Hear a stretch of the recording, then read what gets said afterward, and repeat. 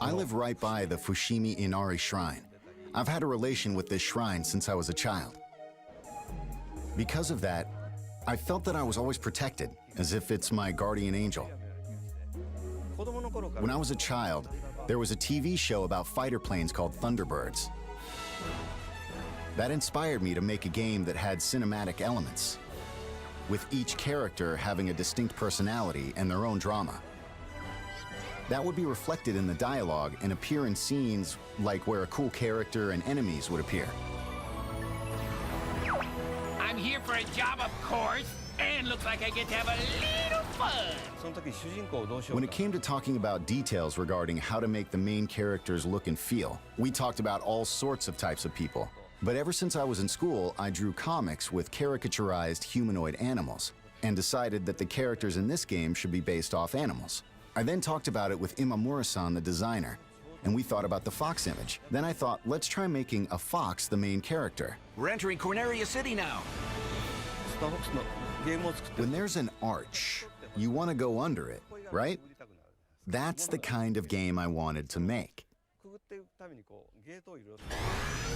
Thinking about the shrine, this place is known for the row of arches. So we went with this idea to create a game where you would fly through different arches. Star Fox is a game where you use a control stick, like the one you'd find on a plane. When you fly a real plane, you need to pull back on the control stick to fly up, right? Similarly, you can use the gyro on the gamepad to look all around and feel really immersed in the game. We'd like people to play as if they are flying a real plane. It's really exciting. For Wii U, with its 2 screens, we experimented with gameplay with ideas before this iteration of Star Fox. There were 2 screens that each serves a specific purpose. For example, we've tested using one screen for a more cinematic view and the other for gameplay.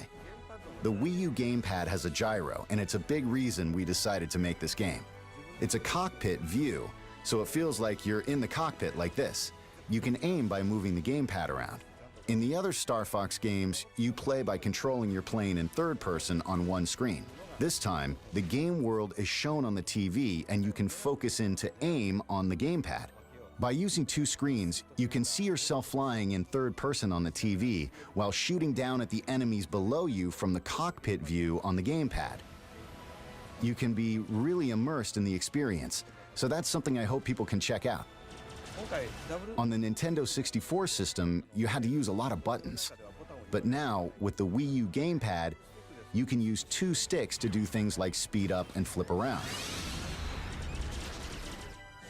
There's only one button to fire all the different weapons. So there are 4 buttons left, and with that, we thought, why not use these buttons to make the R-Wing transform? And let's use one button to do flips and the other for a U-turn. The R-Wing transforming into a walker, that was in Star Fox 2. But since that game didn't make it out, I'm glad we were able to have it appear. The R-Wing transformation mechanic actually looks like it makes a lot of sense. There's the Landmaster, and also the Gyro Wing, which adds a lot of breadth to gameplay. With it, you can perform a lot of tasks as Fox. You can also play different stages with other vehicles too. So I hope you'll have fun trying out courses with different vehicles even after you clear the game.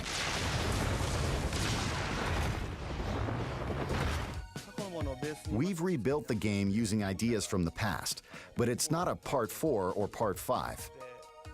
It's not a remake either, so we named it Star Fox Zero this time. The subtitle Zero was taken from how the kanji character looks in calligraphy. Star Fox is based off of the Japanese culture that inspired me, so I wanted people around the world to see this cool kanji character in the logo. When I saw it, it reminded me of a foxtail, We wrote the character with a brush and added the logo. It looks cool.